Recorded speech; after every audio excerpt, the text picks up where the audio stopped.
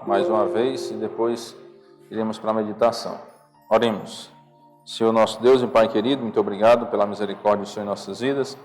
Pedimos as bênçãos do Senhor, ó Pai, sobre a meditação em Tua Santa Palavra, possa trazer edificação para cada um de nós.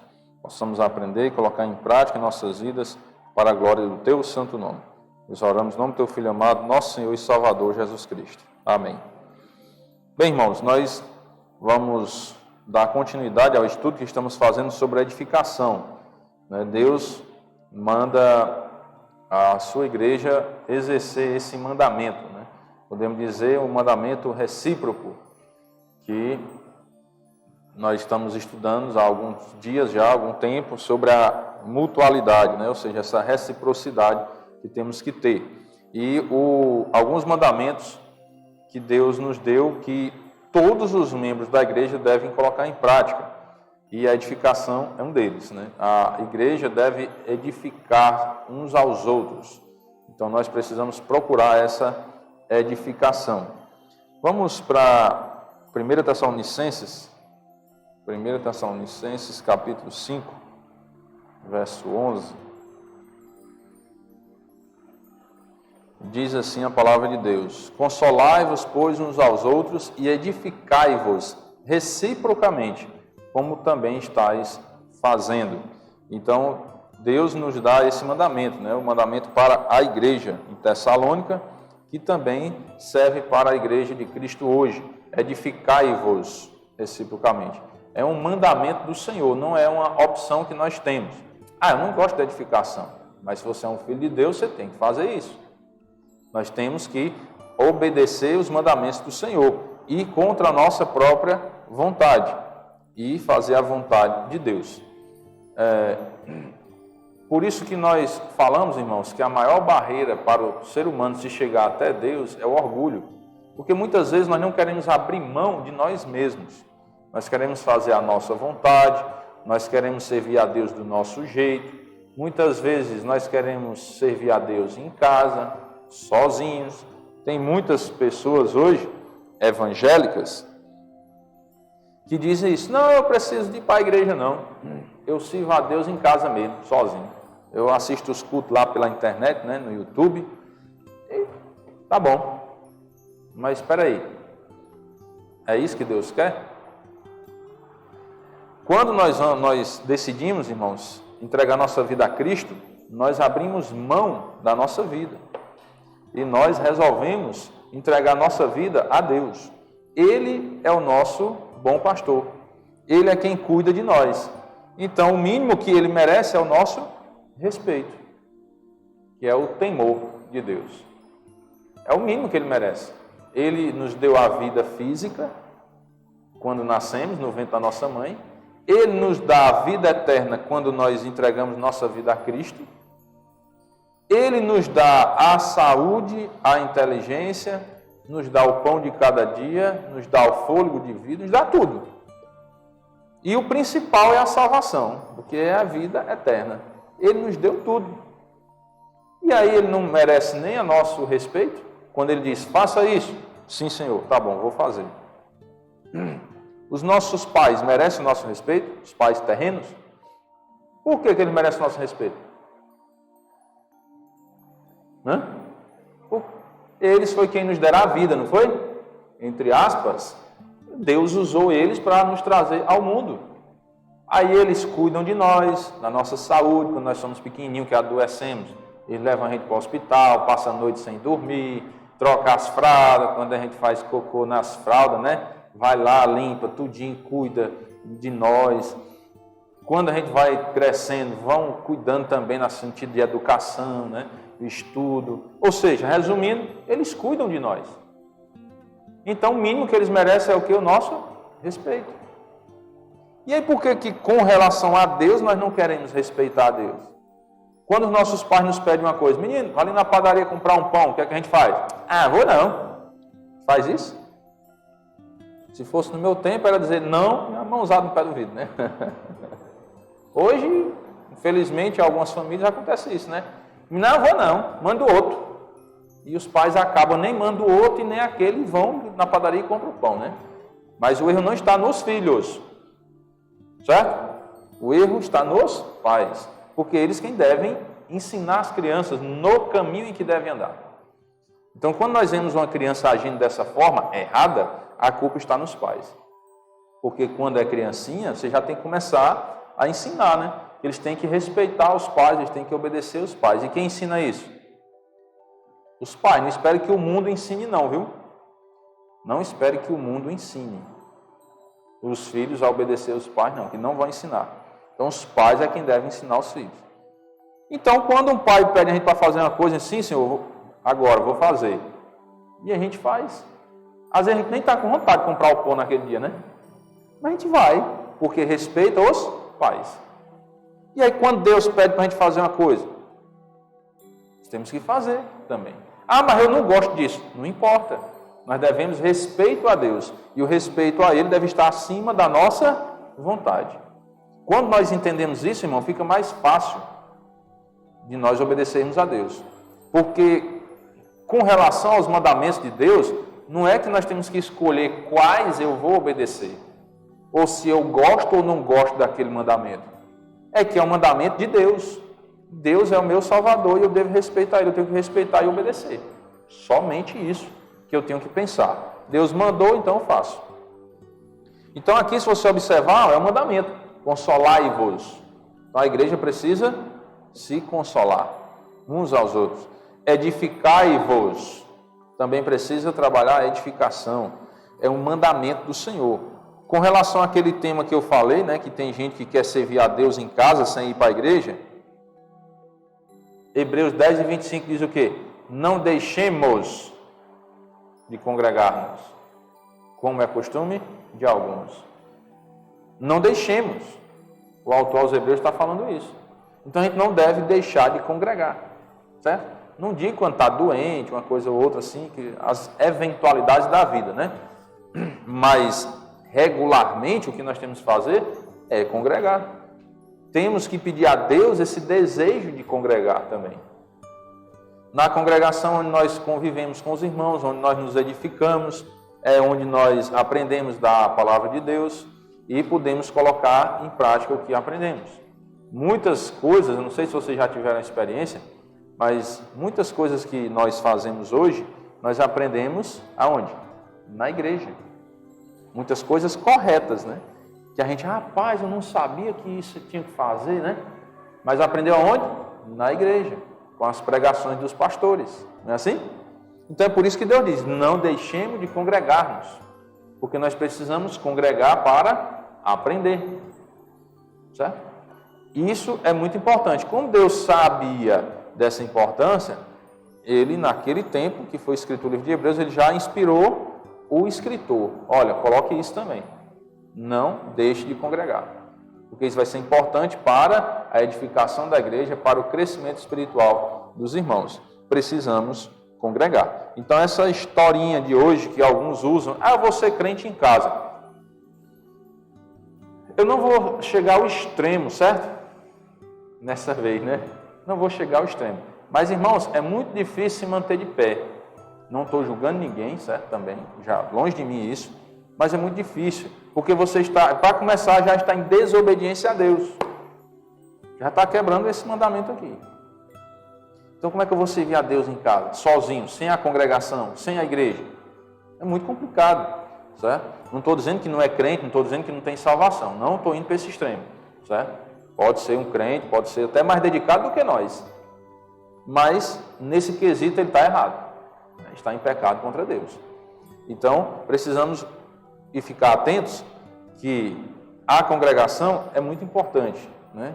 Por pequena numericamente que ela seja, ou grande que ela seja numericamente, mas ela é muito importante. Senão Deus não teria colocado isso. É tão importante a congregação que a Bíblia nos ensina o quê? Onde estiverem 2 ou 3 reunidos em meu nome, eu estou no meio deles.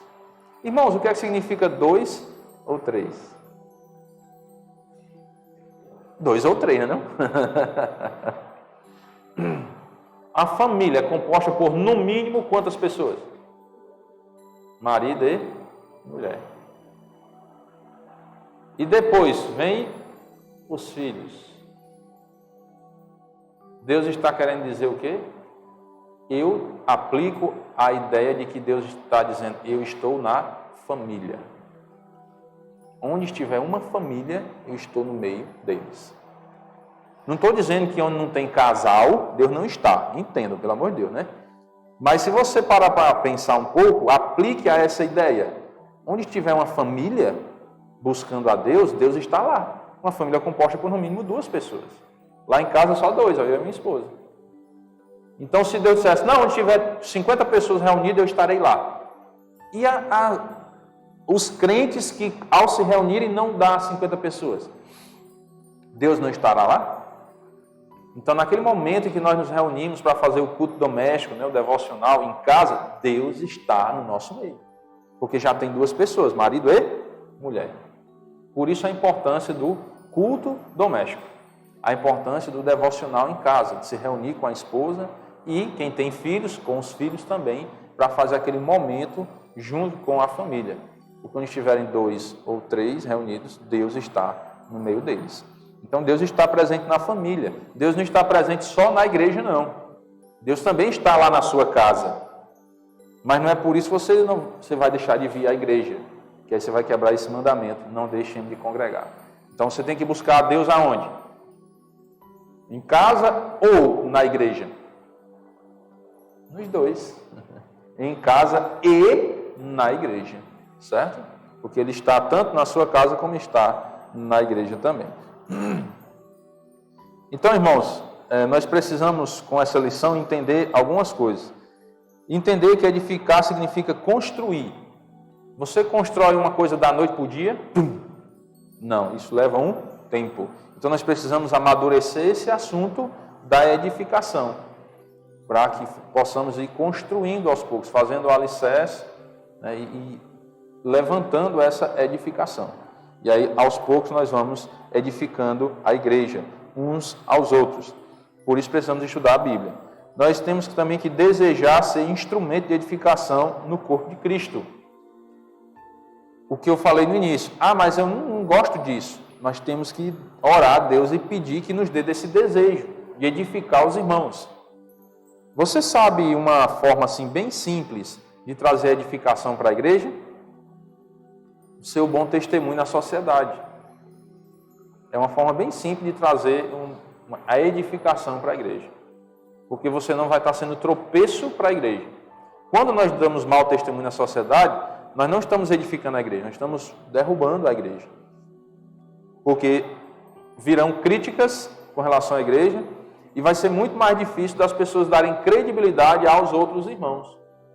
Então nós temos que zelar pelo nosso testemunho, porque é uma maneira de edificar também a igreja. Nós também precisamos identificar o que pode e deve fazer, o que nós podemos e devemos fazer na construção da igreja de Cristo, ou seja, nesse processo de edificação. O que é que nós podemos fazer e o que é que nós devemos fazer, como sem falta, né? Esses 2 verbos às vezes são meio confundidos dentro do contexto, certo? Poder, o verbo poder e o verbo dever. São 2 verbos diferentes que têm sentidos diferentes, certo? Quando eu digo assim, rapaz, fulano tal, você pode fazer isso. O que é que quer dizer? Que eu estou te obrigando a fazer ou você tem a opção de fazer ou não? Você tem a opção, né? De fazer ou não. Então, você pode fazer isso. Quando eu digo assim, olha, fulano tal, você deve fazer isso. Eu estou te dando uma opção ou você vai ser obrigado a fazer? Obrigado a fazer. Então a gente precisa entender a diferença. Tem coisas que nós podemos fazer, opcional, né? E tem coisas que nós devemos fazer, é obrigação nossa fazer como cristãos, certo? Uma das obrigações nossas como cristãos, que eu entendo, é não dar um mau testemunho. Nós não devemos fazer isso de forma alguma, porque isso vai prejudicar o nosso testemunho, o testemunho da igreja em geral e a proclamação do Evangelho. Vai prejudicar o reino de Deus em todos os aspectos. Então nós devemos dar um bom testemunho. A edificação da igreja deve ser mútua, codependente e necessária. Para uma igreja que ama o Senhor Jesus e deseja crescer rumo à maturidade, é imprescindível, ou seja, indispensável, obrigatório fazer isso, né? que os dons espirituais estejam em pleno exercício entre os seus membros. Os dons espirituais. Quando nós pensamos às vezes em dons, falando, você tem o dom de fazer isso, aquilo outro, nós pensamos só na área externa, né? Material. Eu não tenho dom, porque eu não sei tocar, eu não sei cantar e eu não sei pregar. Aí geralmente as pessoas dizem isso, né? Eu não tenho dom porque eu não sei fazer essas 3 coisas. Mas peraí, os dons não são só esses 3. Tem muitos e vários dons na igreja. Inclusive os espirituais. Aqueles que você tem e ninguém vê você exercendo também. Me dê um exemplo de um dom espiritual que as pessoas não veem você fazendo. Lá na sua casa, vou dar uma pista. Dentro do seu quarto, com as portas fechadas. Oração, né? É um dom espiritual. E ninguém precisa ver você fazendo. E aí eu te pergunto, esse dom é menos importante do que o dom de pregar? O dom da oração, ele é menos importante do que o dom da pregação? Sim ou não? Não, irmãos. Ele tem a mesma importância, e olha lá se não for mais importante do que o dom de pregar. Porque é quando você está lá, sozinho, sem ninguém estar vendo ele pastorando, né? E vigiando. Só você e Deus. E você faz o seu momento de oração com ele. Às vezes até sem a esposa ver, ou sem o marido, né, no caso da irmã. A irmã às vezes vai orar lá sozinha, nem o esposo sabe que ela está orando. Porque ela tira um momento e vai lá, tranca a portinha, ora, porque ela tem um assunto particular com Deus, que nem o marido pode saber. É um dom muito importante, que nós às vezes desprezamos. Eu não vou servir a Deus porque eu não tenho um dom. Aí você não sabe orar? Vou ensinar agora. Leia Mateus capítulo 6, do versículo 9 em diante, que tem um modelo de oração do Pai Nosso. Certo? Não é que você está rezando, tem que ficar repetindo só aquilo, mas ali é um modelo de oração. Então você pode ler depois em casa.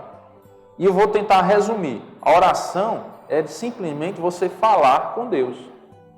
Você não precisa buscar lá no dicionário as palavras mais rebuscadas na linguagem acadêmica da advocacia, as palavras mais difíceis para falar com Deus, não.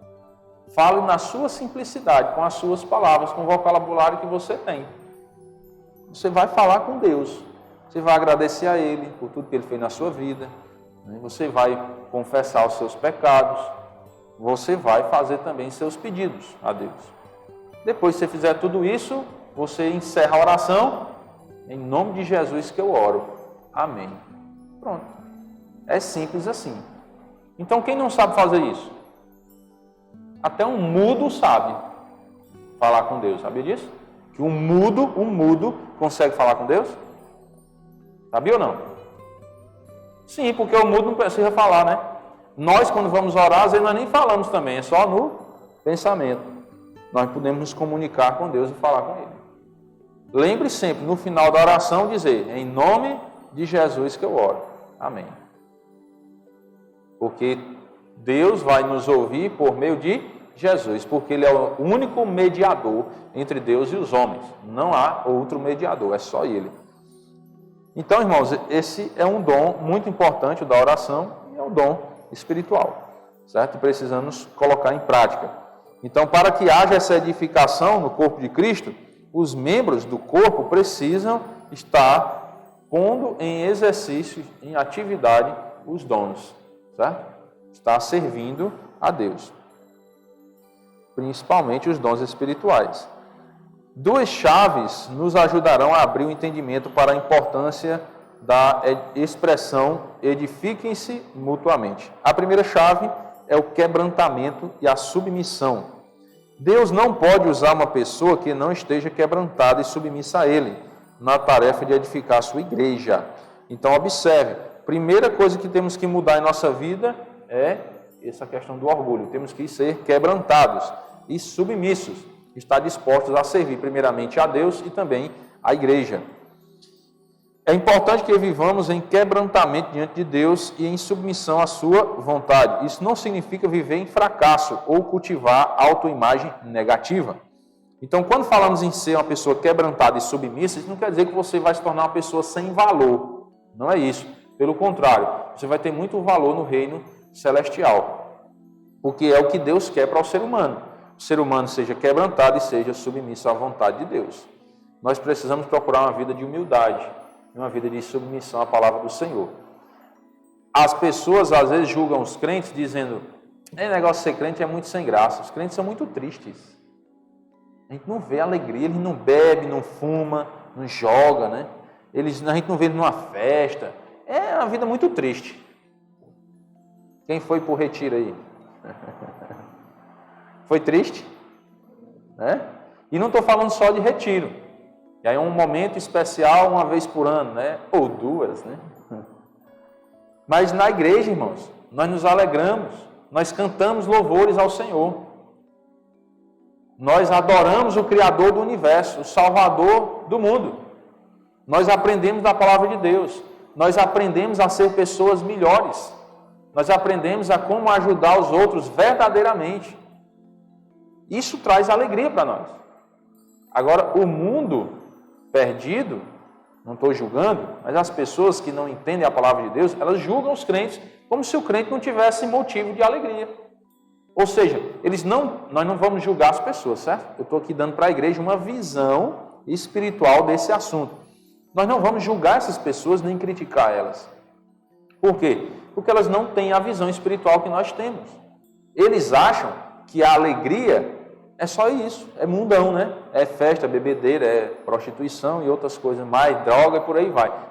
Só veem alegria nisso. Só que é uma alegria frustrante, momentânea. Você tem aquele momento de alegria ali, você está até fora de si, muitas vezes, ou embriagado ou drogado, né?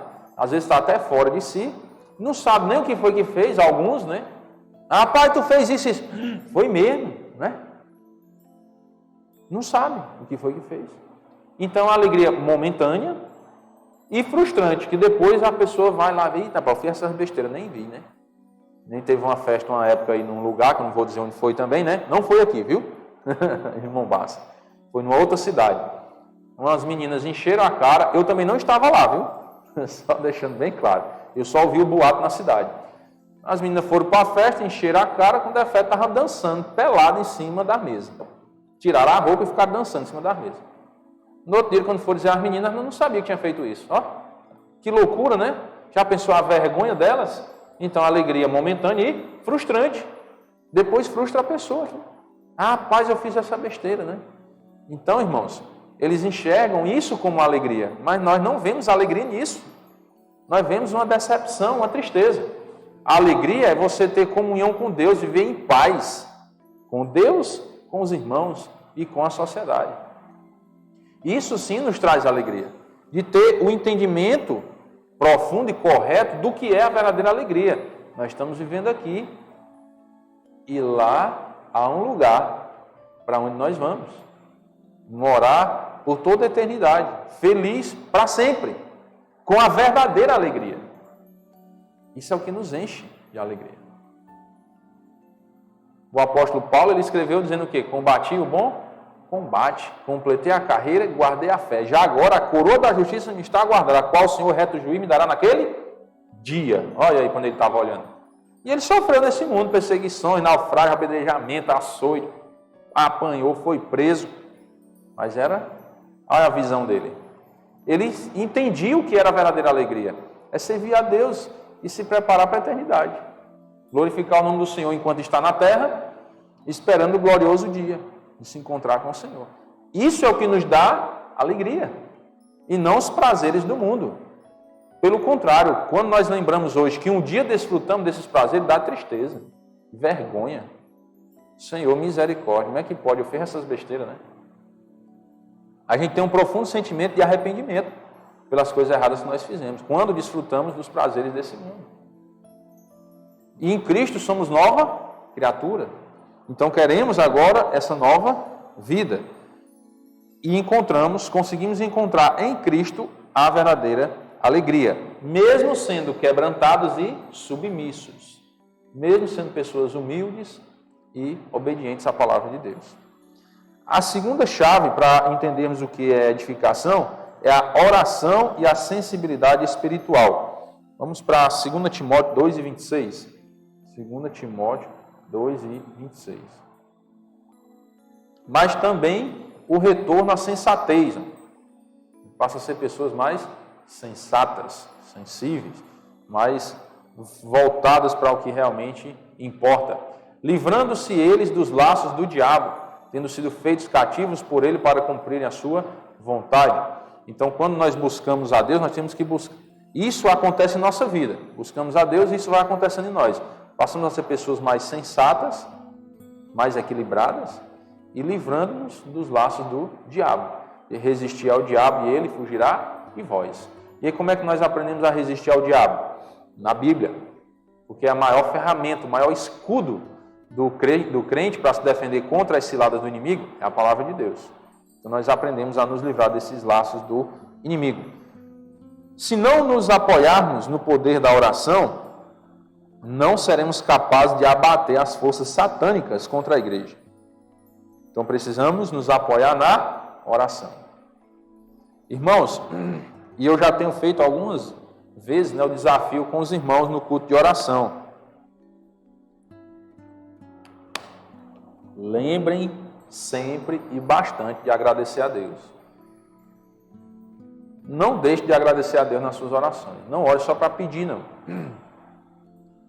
Você pode até, vamos para os verbos poder e dever, Você pode até orar só para agradecer. Mas você não deve orar só para pedir. Porque nós temos motivos de sobra e suficiente para agradecer a Deus. A vida inteira ainda não seria suficiente. Então Deus se agrada de um coração quebrantado. Isso faz parte do quebrantamento. Você reconhecer que é devedor a Deus de agradecer por tudo que Ele fez. Não é à toa que Ele colocou na sua palavra aquela história lá da cura dos 10 leprosos. Onde 10 foram curados e só um voltou para agradecer. Deus queria fazer o que com aquilo?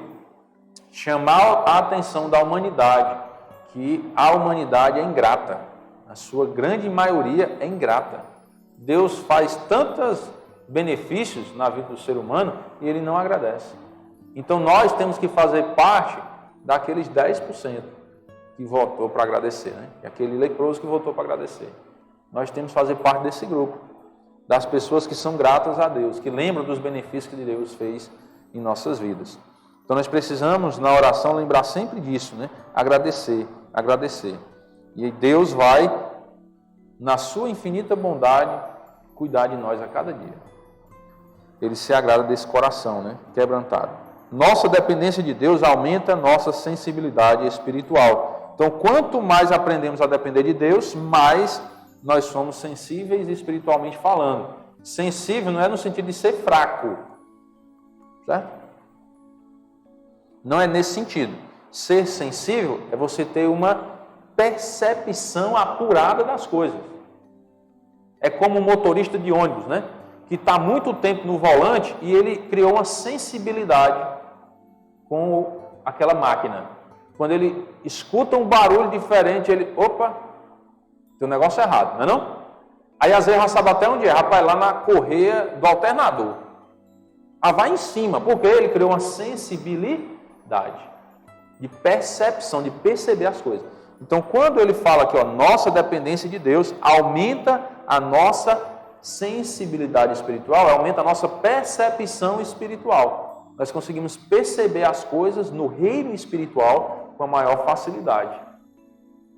Quem nunca dirigiu um ônibus, está lá dentro do ônibus, vamos para bater até o motor, ele, o que foi que aconteceu? Sabe nada, porque ele não tem afinidade com aquela máquina. Então nós precisamos criar essa afinidade com Deus. Uma afinidade, uma vivência com Deus. Para quê? Para que nós possamos ter uma percepção do reino espiritual, do que está acontecendo. Quer ver um exemplo? O mundo estava funcionando tudo normal, 2019 para trás, não era assim? 2020 veio o quê? Lembram? Ainda lembram? Pandemia, não foi?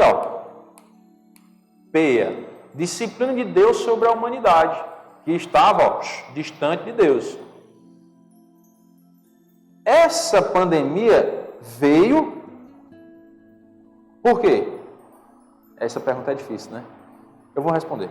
Cumprimento de profecia. No fim dos tempos, vai vir tempos difíceis, não é assim? Aí viriam terremotos, em vários lugares depois, epidemias, está nas profecias. Depois, fome, né? Está profetizado. Então, tinha que vir epidemias. Veio lá a pandemia do Covid. Eu lhe pergunto, as igrejas encheram? Algumas esvaziaram. Outras fecharam. Por falta de membros. Isso nos Estados Unidos está acontecendo direto. Igrejas fechando por falta de membros. As pessoas saindo da igreja, saindo, e igrejas têm que fechar as portas, porque não tem mais membro o suficiente para funcionar uma igreja. Eu lhe pergunto, irmãos, essas pessoas que se afastaram de Deus depois da pandemia, elas tinham afinidade com Deus? Não tinham, irmãos. Não tinham afinidade. Porque quem tem afinidade com Deus se aproximou mais. Meu amigo, olha as profecias se cumprindo. Ó. Nossa dependência de Deus aumenta nossa sensibilidade espiritual. Então a pessoa que estava vivendo dependendo de Deus realmente, ele ligou um alerta. Opa, eu tenho que me dedicar mais a Deus, porque o fim está próximo. Está profetizado que no fim dos tempos vai acontecer isso, terremotos e epidemias. Está acontecendo. Então tenho que me aproximar mais de Deus. Ó. Sensibilidade espiritual. A percepção. Você percebe que o fim está próximo e se aproxima de Deus.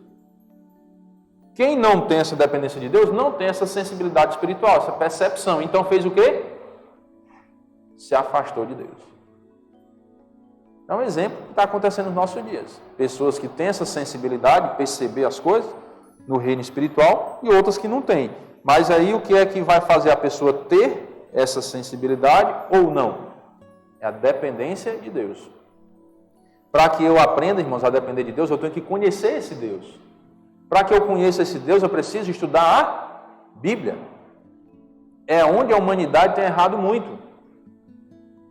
É não estudar as Escrituras. A Bíblia diz, errais por não conhecer as Escrituras e nem o poder de Deus. Se não ler Bíblia, se não procurar ouvir a Bíblia, se não procurar aprender, estudar, ouvir estudos bíblicos, você vai um dia se afastar de Deus, acabando, vai enfraquecendo e vai se afastando. Porque você para de aprender de Deus, para de depender de Deus e não percebe mais nada espiritualmente no reino espiritual. E aí pensa que o mundo é só aqui, nesse mundo mesmo, só aqui, não tem mais nada depois. Daqui a pouco você vira um incrédulo, né? Então, muito cuidado com isso, certo? Não estou dizendo que o crente perde a salvação, não vamos nesse assunto não, certo? Estou só dando assim, querendo dar um choque de realidade, que cuidado para você não se afastar tanto da Bíblia, chegar a um ponto que você não crê mais nem em Deus, não diz, negócio, passei de sei quantos anos na igreja, mas essa conversa, o mundo é aqui mesmo. Cuidado, viu? E Satanás, ele é sagaz. Ele pode fazer coisa que você nem imagina. Ele pode se transformar em anjo de luz. Já pensou? O diabo se transformar em anjo de luz? Mas ele pode. Então ele pode fazer coisas que a gente nem sabe. Então não dê brecha para o inimigo. Se aproxime de Deus, veja os sinais do que está acontecendo, as profecias se cumprindo, se aproxime mais de Deus. Tenha essa sensibilidade espiritual, essa percepção. Quando confiamos inteiramente no Senhor, Ele nos orienta e dá compreensão quanto às necessidades da igreja. Então, se nós aprendermos a confiar no Senhor, Ele vai nos dar essa compreensão. E a gente vai poder ter essa sensibilidade, de enxergar essas necessidades da igreja e poder ajudar a igreja a desenvolver a cada dia essa edificação, né? Que é o tema que estamos estudando, né? Edificar a igreja. Precisamos lutar juntos para isso, que a igreja seja edificada, que a igreja cresça na graça e no conhecimento do Senhor Jesus Cristo, que a igreja avance para o reino espiritual e esteja cada vez mais dedicada ao Senhor. Amém? Vamos orar. Senhor nosso Deus e Pai querido, muito obrigado pela misericórdia do Senhor em nossas vidas. Pedimos perdão por todos os nossos pecados, Pai. Te agradecemos pela Tua palavra que nos ensina o caminho correto que devemos seguir nesse mundo tão atribulado, tão turbulento, com tantas atrações mundanas para desviar os crentes dos teus caminhos. Pedimos ao Senhor firmeza a cada dia, que possamos nos manter sustentados por Ti nos caminhos do Senhor e honrando e glorificando o Teu santo nome para a Tua glória. Pedimos as bênçãos do Senhor pelo dia, a proteção e o cuidado do Senhor sobre as nossas vidas. Entregamos nossas vidas em Tuas mãos, Pai, e oramos em nome do Teu Filho amado, nosso Senhor e Salvador, Jesus Cristo. Amém. Bom dia, irmãos. Deus abençoe a todos.